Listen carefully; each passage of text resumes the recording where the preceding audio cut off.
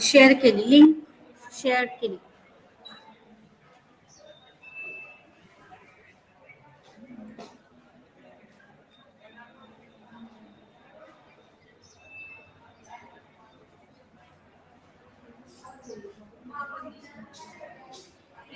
So last time what we have seen, enumeration of microorganism in air.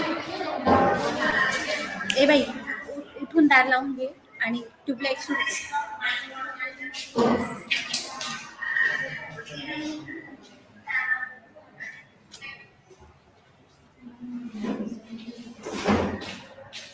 Enumeration of microorganism from air. So for in this we have seen impingement in liquid. Impingement in liquid, that is air is allowed to pass in the liquid medium. एअरला force करून liquid medium मध्ये pass करायचं. That is in impingement in liquid. So specific volume of air is introduced into the liquid medium, and after that, from that liquid medium, a sample is taken and it is poured on the solid surface. Solid surface वरती ते pour करायचं. It will form colonies and then count the number of colonies. त्याच्यानंतर colony count करायचा. So we have seen impingement in liquid. Next is impaction on solid surface. Next point is impaction on solid surface. हे पण आपण मागच्या वेळेला घेतलेलं होतं. Impaction on solid surface. So this sampler deposit suspended particle directly on the solid surface. Solid सरफेसवरती एअरमध्ये असलेले पार्टिकल डिपॉझिट होतात. कसे डिपॉझिट होतील? The organisms are collected or deposited on the agar surface. So for this we have to use the agar plates. Nutrient agar plates are used for this impaction on solid surface.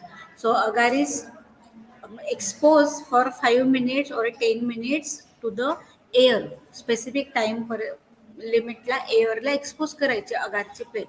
So what happen, organism present in air they get deposited on the surface of the nutrient agar, and when the plates are incubated, when the agar is incubated, that is when the plates are incubated, it form visible colonies and then counts of that visible colonies can be made. त्याचा count करता येतो. So this is the impaction on solid surface. Example of this device is Anderson air sampler. Anderson air sampler, which automatically separate air particles into the 6 aerodynamic size. See here, Anderson sampler, it separate air particle into 6 aerodynamic size. Visible organisms are collected on the Petri plate. This Anderson air sampler, it is discovered by scientist Anderson. Hence it is known as Anderson sampler. So it have 6 aerodynamic size, म्हणजे त्याला वेगवेगळ्या size असतात. तर त्याच्यातून specific air introduce होते solid सरफेसवरती.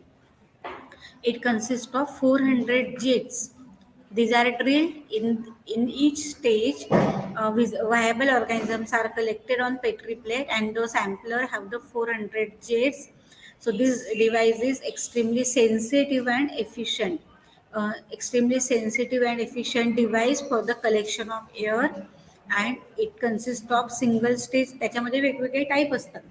जसे आता कुठल्याही इन्स्ट्रुमेंटचे वेगवेगळे टाईप असतात, तसं single stage sampler, 2 stage sampler, eight stage sampler आणि मल्टी स्टेज सॅम्पलर असे त्याचे वेगवेगळे टाईप असतात.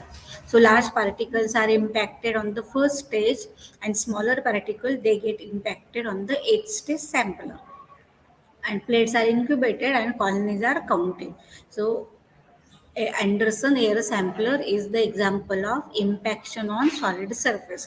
तुम्हाला MCQ साठी हे सॅम्पलरचे नावं लक्षात ठेवा की कुठल्या कोणतं डिव्हाइस कोणत्या मेथडमध्ये यूज केलं जातं, म्हणजे मग ते तुम्हाला MCQ साठी येऊ शकतं.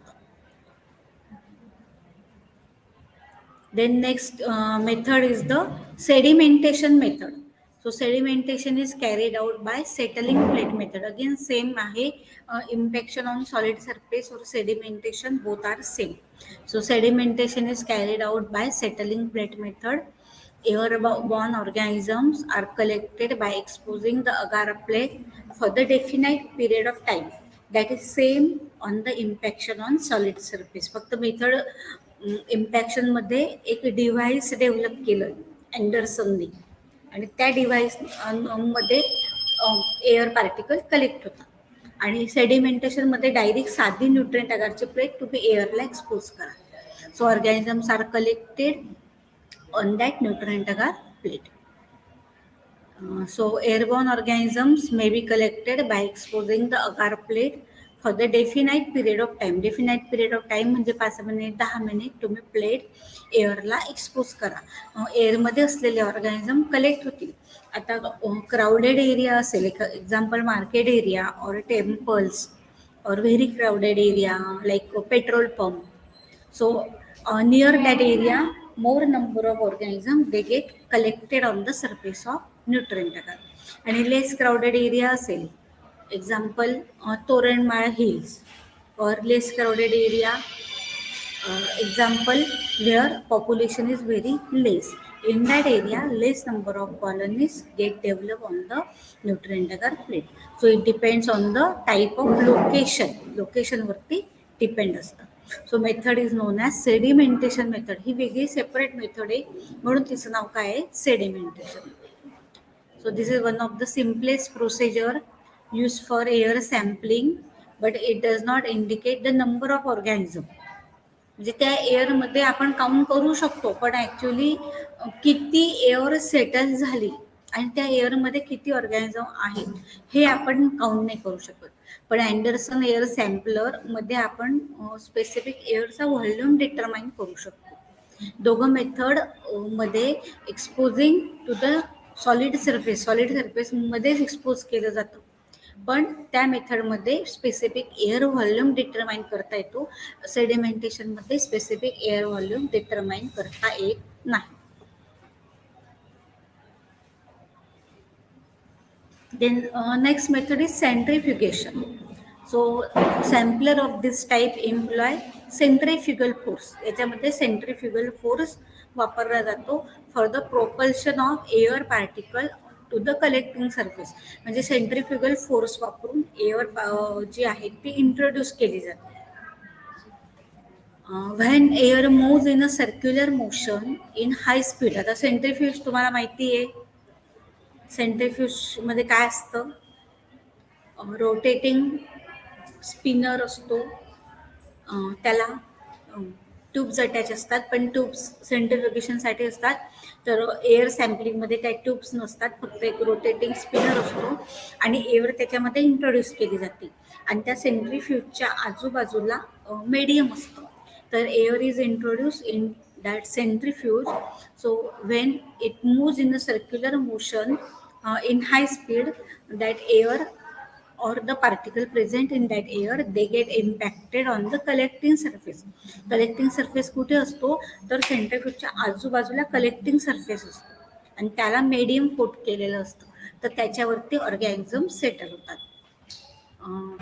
When air moves in a circular motion in high speed, the suspending aerosols they are impacted on the collecting surface. Suspended aerosol collecting surface वरती precipitate किंवा collecting surface वरती settle होतात by the force proportional to the particle velocity.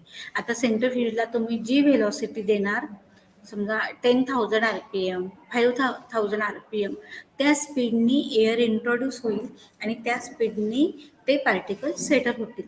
नंतर मग त्या अगाराचं incubation करायचं आणि incubation केल्यानंतर त्याच्यामध्ये कोणत्या टाईपचे ऑर्गॅनिझम इंट्रोड्यूस झाले ते मेजर करायचं. So this method is the centrifugation method. So there are number of different method for the collection of organism or enumeration of organism. Enumeration म्हणजे काय? What is meant by enumeration? सांगितलं तुम्ही मागच्या लेक्चरला. What is meant by enumeration? What is meant by enumeration?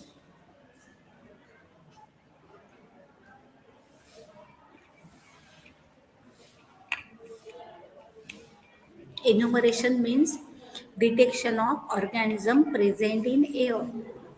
कोणत्या एअरमध्ये कोणते organism present आहे. आता वेगवेगळे ऑर्गॅनिझम असतात. फंगस असतात लार्जली, ॲक्टिनोमायसिट्स असतात किंवा मग पॅथोजेनिक. तुम्ही जर प्लेट घेऊन हॉस्पिटलमध्ये गेले, एखाद्या हॉस्पिटलमध्ये गेले तर काय होईल, हॉस्पिटल वॉर्ड्समध्ये जर पेशंट असले तर त्या पेशंटमुळे तिथली एअर थोडीफार तरी इफेक्ट होईल. मग हॉस्पिटल एन्व्हायरमेंटमध्ये तुम्हाला पॅथोजेनिक ऑर्गॅनिझम मिळतील. पण environment other than hospital, suppose तुम्ही टेम्पल्स जवळ गेले किंवा पेट्रोल पंप जवळ गेले तर जनरल फंगस, जनरल टाईपचे ऑर्गॅनिझम तिथे सेटल होतील. So enumeration means detection of type of organism present in air. कुठल्या टाईपचे ऑर्गॅनिझम एअरमध्ये आहेत ते डिटेक्ट करायचं. That is called as enumeration. And enumeration is carried out by different method.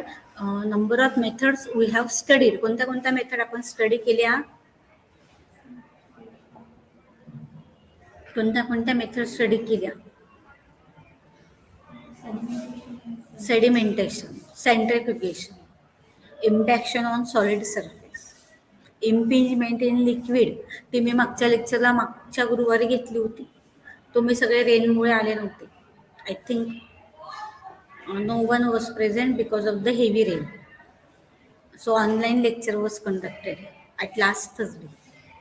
Okay. Impingement in liquid मध्ये लिक्विडमध्ये introduce करायची air. Impaction on solid सरफेसमध्ये सॉलिड सरफेसवरती एअर इंट्रोड्यूस करायची. सेडिमेंटेशनमध्ये पुन्हा सॉलिड सरफेसवरती एअर इंट्रोड्यूस करायची.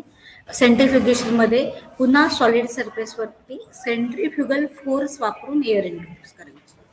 मेथडमध्ये फरक आहे. सेंट्रिफ्युगल फोर्समध्ये एअर सेंट्रिफ्युगल फोर्समुळे इम्पॅक्ट होते म्हणजे सेटल होते. ओके.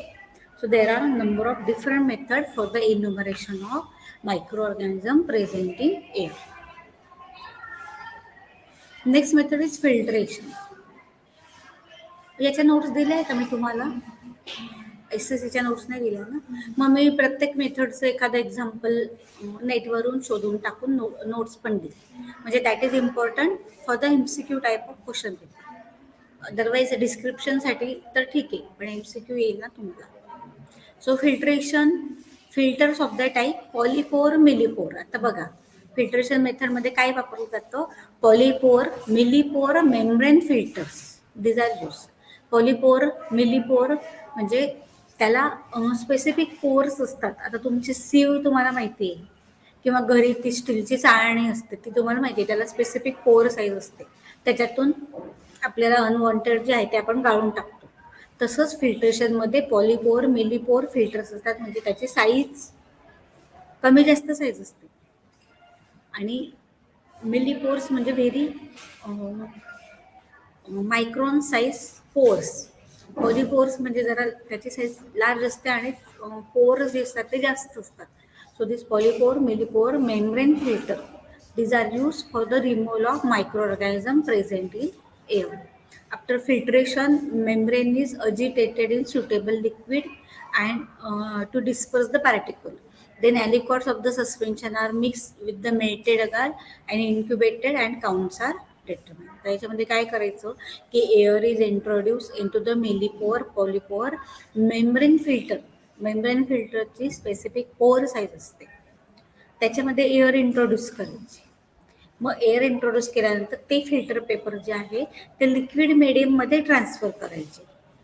लिक्विड मीडियममध्ये ट्रान्सफर केल्यानंतर ते लिक्विड मीडियम त्याचा एक ॲलिक्वाट घ्यायचा, म्हणजे 0.1 ml किंवा 1 ml सॅम्पल घ्यायचं आणि ते अगारमध्ये, मेल्टेड अगारमध्ये मिक्स करायचं आणि ते मेल्टेड अगार प्लेटवरती ट्रान्सफर करून plates are incubated and when the plates will get incubated for 24 hours, colony will be developed and count can be carried out from that medium. म्हणजे काय प्रोसिजर करायची एखाद्याने repeat करा. What procedure we have to do?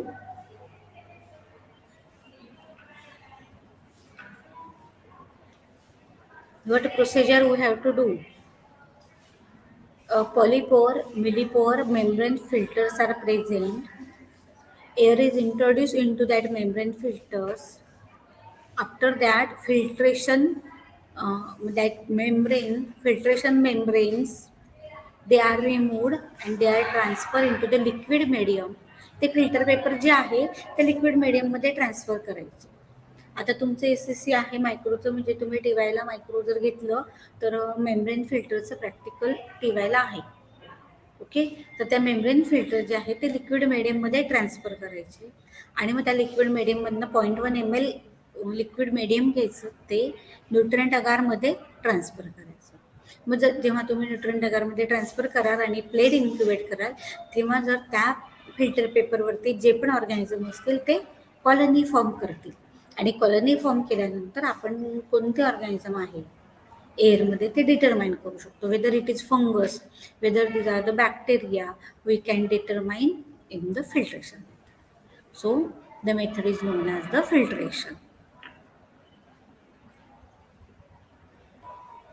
Okay, any difficulty up to this? We have finished enumeration of microorganism present in air. तुम्ही सगळे जे इथे आहे त्यांनी तेच ऑनलाईन आहे का? बाकीचे पण जॉईन झाले असतील बाकीचे पण. Okay, so any difficulty in the enumeration of microorganism? Then we will start next topic, that is the airborne diseases. मग आपण एअरबॉर्न डिसीजेस स्टार्ट करू. Any difficulty? रिपीट करू. फिल्ट्रेशनमध्ये काय असतं? Specific filters are present. That filters are known as a polypore, millipore membrane filters. ते specific polypore millipore membrane filters म्हणूनच they are known as. So that membrane filters have the specific pore size. त्याची specific pore size असते की ज्याच्यामध्ये organism एंट्रॅप होतात. जर तुम्ही त्याच्यातून एअर पास केली किंवा तुम्ही त्याच्यातून लिक्विड पास केलं तर त्याच्यामध्ये असलेले ऑर्गॅनिझम त्या फिल्टर पेपरवरती एंट्रॅप होतील. जसं आपण सेवनी चाळतो, गाळतो, तेव्हा वरती काही राहून जातं, लार्ज पार्टिकल वरती राहतात आणि स्मॉल पार्टिकल काही त्याच्यामध्ये असलेलं अनवॉन्टेड ते सगळं पास होऊन जातं. ओके, तसेच हे फिल्टर असतात. तर त्या फिल्टर पेपरवरची साईज 0.45 मायक्रॉन. आता 0.45 मायक्रॉन ही टू मच स्मॉल साईज की ज्याच्यामध्ये मायक्रो ऑर्गॅनिझम एंट्रॅप होतात. मग या फिल्टर पेपरमधनं किंवा या फिल्टर्समधनं तुम्ही जेव्हा एअर पास कराल तेव्हा micro organism present in that air they get entrap on the surface of the filter paper. त्या सरफेस पेपरवरती म्हणजे फिल्टर पेपरच्या सरफेसवरती मायक्रो ऑर्गॅनिझम एंट्रॅप होतील. मग तो फिल्टर पेपर तुम्ही रिमूव्ह करायचा, एअर पास केल्यानंतर रिमूव्ह करायचा. तो फिल्टर पेपर तुम्ही लिक्विड मीडियममध्ये पास करायचा, लिक्विड मीडियममध्ये ट्रान्सफर करायचा. त्या लिक्विड मीडियमला तुम्ही तसं ग्रो करा, म्हणजे त्या लिक्विड मीडियमला तुम्ही इन्क्युबेट करा, त्याच्यामध्ये टर्बिडिटी डेव्हलप होईल. किंवा त्या लिक्विड मीडियममधनं तुम्ही 0.1 ml किंवा 1 ml किंवा 10 ml रिमूव्ह करा आणि ते मेल्टेड न्यूट्रंट अगारमध्ये ट्रान्सफर करायचं. मेल्टेड न्यूट्रंट अगार म्हणजे काय? न्यूट्रंट अगार हे सेमी सॉलिड असते, त्याच्यामध्ये तुम्ही पास करायचं. मग त्याच्यामध्ये पास केल्यानंतर त्याला ते मीडियम आणि ते तुमचं ॲलिक्वॉट दोघं मिक्स केल्यानंतर त्याला प्लेटवरती ट्रान्सफर करायचं. प्लेटवरती ट्रान्सफर केल्यानंतर सॉलिडिफाय होईल. मग त्या प्लेटचं इन्क्युबेशन करायचं. इन्क्युबेशन केल्यानंतर organism will develop and form the colonies.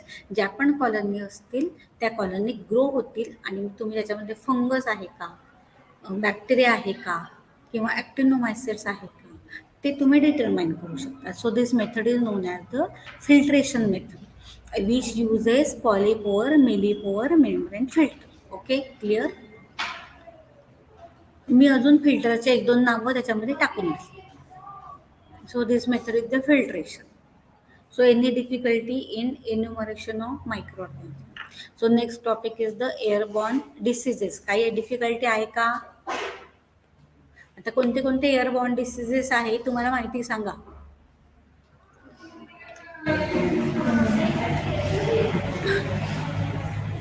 कोणते कोणते एअरबॉर्न डिसीजेस आहे? प्रॉब्लेम होऊ नये म्हणून पाणी प्यायला सांगितलं. पुन्हा आवाज चालला जाईल. So which are different airborne diseases. एकदम मोस्ट इम्पॉर्टंट कोरोना. कोरोना सोडला तर which are different airborne diseases. कोरोनाच्या अगोदर कोणते एअरबॉर्न होते? Chicken pox. अजून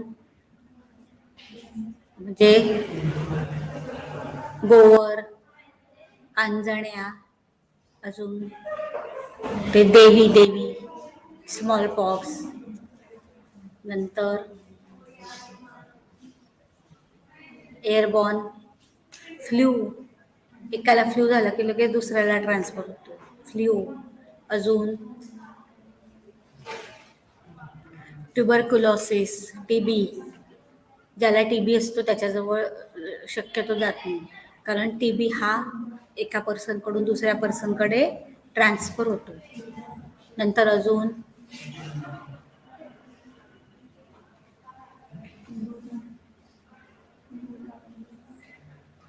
there are number of airborne diseases before corona. Also there were number of airborne diseases. That airborne diseases are transferred by the air. Air म्हणजे जो infected person आहे त्या infected पर्सनच्या कॉन्टॅक्टमध्ये तुम्ही आले, नुसतं कॉमन कोल्ड फ्ल्यू असलेल्या पर्सनच्या कॉन्टॅक्टमध्ये आले तर दुसऱ्या पर्सनला लगेच फ्ल्यू होतो. So these airborne diseases are transferred by the air. If the infected person, healthy person is near to the infected person, that organism get transferred from that infected person to healthy person. Healthy person मध्ये ते transfer होऊन जातात. So there are number of airborne diseases. Example, measles, then morbillivirus, then chicken pox virus, mycobacterium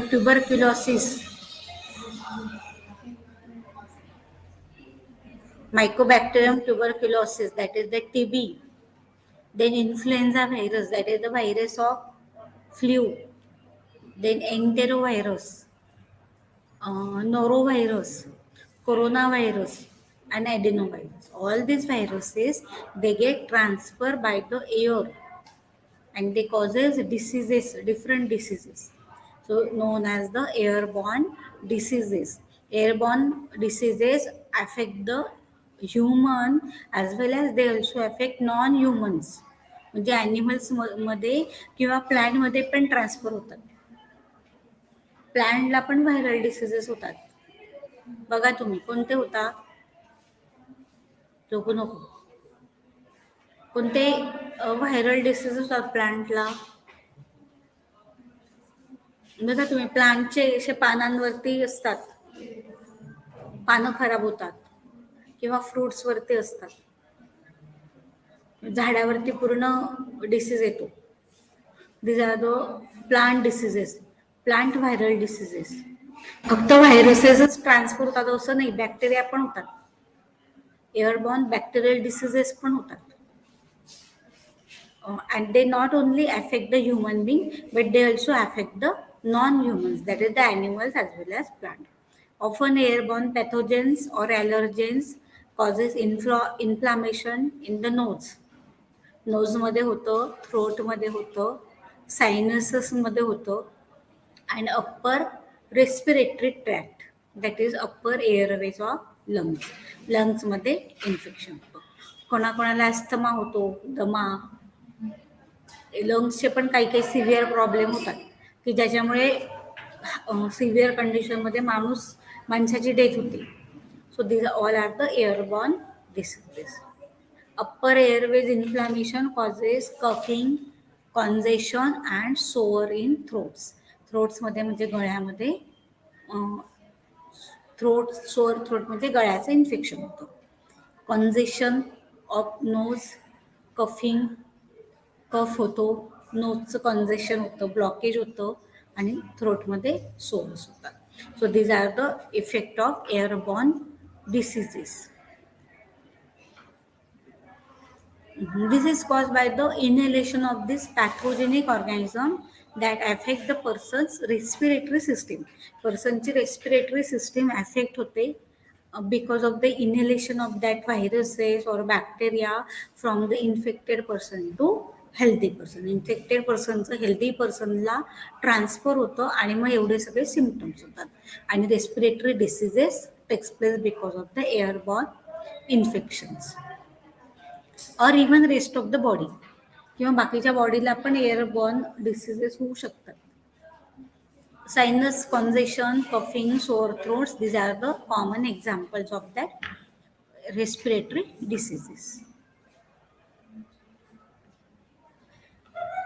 So common airborne diseases include influenza, particle that cause airborne diseases which are small enough to float into the air. इतके small particle असतात की ते एअरमधून pass होऊन जातात, आपल्याला दिसत पण नाही. व्हायरस, कोरोना व्हायरस कसा ट्रान्सफर झाला लोकांना कळलं पण नाही, पण तो ट्रान्सफर झाला आणि number of peoples have the death because of the corona. आता कोरोनाचं फार काही तुम्हाला सगळं माहिती आहे. So they are very small enough that float into the air and passes to the person. They hang on the dust particle, moisture droplet, dust particle वरती ते सस्पेंड होतात, ड्रॉपलेट्स मध्ये ते सस्पेंड होतात मॉइश्चर्स मध्ये, आणि when they get inhaled person get infected or on the break until they are picked up. They are also acquired by the contact with the body fluids. Body fluids म्हणजे mucus मधून ते transfer होतात. Once the pathogen are inside the body they multiply until the someone has the disease. बॉडीमध्ये आल्यानंतर त्यांचं multiplication होतं. Multiplication झाल्यानंतर number वाढतो आणि मग पर्सनला इन्फेक्शन होतं. So common airborne diseases include influenza, that is the seasonal flu. Flu तर सगळ्यांना माहिती आहे. Virus, flu virus, influenza virus spread easily from person to person.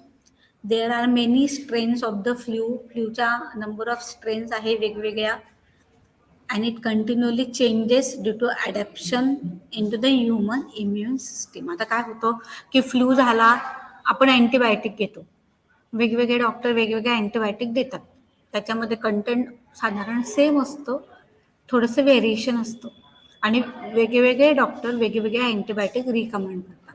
मग आता ते ऑर्गॅनिझम त्याला रेझिस्ट होतात आणि म्युटंट स्ट्रेन डेव्हलप होत जाते. मग ती म्युटंट स्ट्रेन पुन्हा इन्फेक्शन कॉज करते. जसं कोरोनाचं झालं, म्युटेशन झालं आणि मग म्युटेशनमुळे पुन्हा सेकंड लॉकडाऊन झालं. पहिले लॉकडाऊन झालं होतं सप्टेंबर ऑक्टोबर नंतर, पुन्हा लोकांनी मास्क वापरणं सोडून दिलं. जनरली लोक फिरायला लागून गेले विदाउट मास्क, गर्दी करायला लागून गेले. तोपर्यंत ज्यांना कोरोना झाला होता तो व्हायरस त्या अँटीबायोटिकला रेजिस्टंट होत गेला. पुन्हा नवीन आउटब्रेक झालं, पुन्हा सेकंड वेव्ह आली, आता पुन्हा थर्ड वेव्हचे चान्सेस म्हणतात. So what happen that organism get resistant to that antibiotic, new strain develop and again that new strain causes infection. So there is a change in the infection. So first airborne disease is influenza caused by Haemophilus influenzae, which is also known as common cold, condition called as the cold. So this may be caused by the rhinovirus. This may be caused by the adenovirus. This may be caused by the influenza virus. इन्फ्लुएन्झामुळे पण होतो, Reno virus ग्रुपमुळे पण होतो, ॲडेनो virus ग्रुपमुळे पण होतो, सगळ्यांमुळे flu होतो. कोणामुळे मध्ये कोणत्या व्हायरसमुळे झाला हे कळणार नाही, पण तुम्ही डॉक्टरकडे गेले की डॉक्टर तुम्हाला त्याची ट्रीटमेंट देतील. मग कोणाकोणाचा इतका सिव्हिअर असतो की तो क्युअर व्हायला वेळ लागतो, कोणाकोणामध्ये लगेच क्युअर होतो. So this is because different viruses affect the different human being.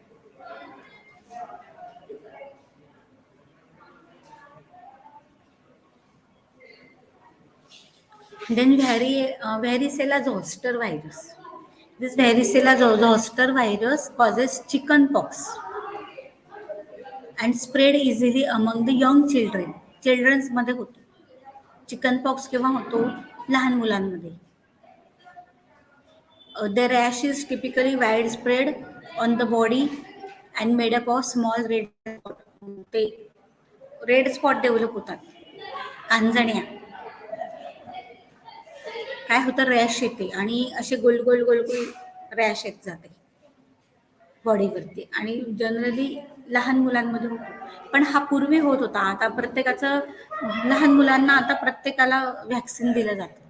बघा तुम्ही, आता 3 वर्षापर्यंत बाळांचे व्हॅक्सिनच असतात. आता सगळ्यांवरती व्हॅक्सिन दिलं जातं. मग आता कमी झालं प्रमाण, तरी मग एखाद्या वेळेला होतो. So the rash is typically widespread on the body and made up of small red spot that turn into the itchy blister. त्याला खचखच सुटते, इचिंग होतं. दॅट इची ब्लिस्टर्स म्हणजे असे गोल गोल गोल गोल पूर्ण अंगावरती स्पॉट येतात, त्याचं इचिंग होतं. असे गोल स्पॉटला ब्लिस्टर असतं, म्हणजे राऊंडेड कडा असते. That is because of the varicella zoster virus. लक्षात ठेवा नाव MCQ साठी. That turns into the itchy blister which scabs over in time. Chicken pox is spread for about 48 hours. त्याचं स्प्रेडिंग 48 तासामध्ये होऊन जातं. बिफोर रॅश शोज, अगोदरच बॉडीमध्ये 48 तासात तो डेव्हलप होतो, नंतर रॅश येते. म्हणजे माणसाला कळत नाही 48 तासापर्यंत की बॉडीमध्ये चिकन पॉक्स व्हायरस एंटर झालाय. माणसाला म्हणजे लहान मुलांना, आणि मुलं आधीच लहान असतात, त्यांना ते काहीच कळत नाही. which is how it infects others so successfully. मग एकाकडून दुसऱ्याकडे ते रॅपिडली होतं. म्हणून लहान मुलांमध्ये पूर्वी एकाला झालं की दुसऱ्याला, दुसरा झालं की तिसऱ्याला त्याची साथ यायची आणि तो ट्रान्सफर व्हायचा. It is usually spread through the air और बाय टचिंग द रॅश. जर त्या रॅशला दुसरा लहान मुलगा टच झाला तर त्याच्यातून तो लगेच ट्रान्सफर व्हायचा. म्हणून मग ज्याला चिकन पॉक्स झालाय त्या मुलांच्या कॉन्टॅक्टमध्ये दुसरे लहान मुलं येऊ देत नसत पूर्वीचे लोक. आता जास्त राहिला नाही 8-10 वर्षांमध्ये, कारण त्याचं व्हॅक्सिन आलं. त्या व्हॅक्सिनमुळे आताच्या लहान मुलांमध्ये तो आहे, तो नाही. पूर्वीच्या 70 ते 80 ते 90च्या दशकामध्ये तो होता. नंतर त्याच्यावरती व्हॅक्सिन डेव्हलप झाली. Okay, next is the mumps. So mumps virus, it affects the glands below the ear, causing swelling of the glands. Mumps म्हणजे काय?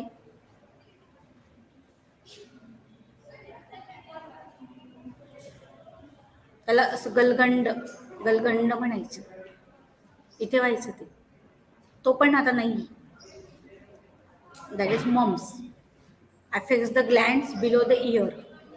इयरच्या खालच्या ग्लँड्स अफेक्ट होते, गलगंड म्हणायचे त्याला. अशा इथे सुचलेलं असायचं.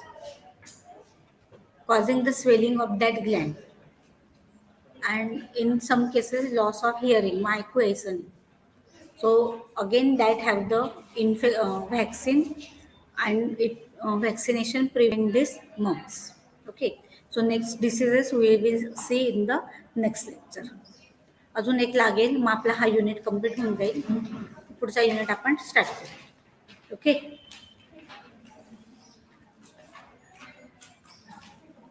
जे पुढचे जे आहे ते हे जे होते हे व्हायरल होते, पुढचे जे आहे ते बॅक्टेरियल आहे. मग ते बॅक्टेरिया आपण पुढच्या लेक्चरला स्टार्ट करू. तुम्हाला फ्री कधी असतं? मला एक लेक्चर मी ऑनलाईन घेऊन घेईल, म्हणजे हे संपून जाईल. 12:30ला? 5:30? कॉलेज टायमिंग मध्ये सांगा ना एखादा दिवस, त्याच्यामध्ये फक्त SSC मायक्रोवाले जॉईन होऊ शकतो. संडे नाही, other than Sunday, Monday to Saturday नसतोच. फ्रायडे कोणत्या वेळेला? 4 ते 5. 4 ते 5 कोणाचं? प्रॅक्टिकल. ठीक आहे, जाते आपण आपल्या लेक्चरला सांगा, आपल्या लेक्चरला. ओके, काही नाही, त्याच्यामध्ये फक्त 3-4 पॉइंट आहेत, 3-4 स्लाइड. मग आपण लगेच सेकंड लेक्चर पुढच्या वेळेला सुरू.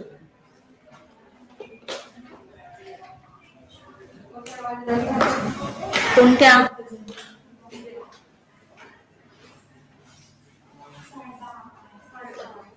10:30ला? 11 ते 11:50 आहे, फ्री आहे, कोणालाच काहीच नाही. उद्या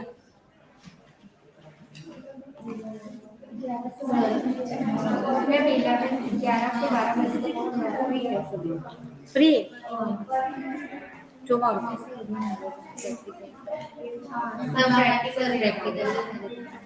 हाँ कल 11 बजे सैटरडे।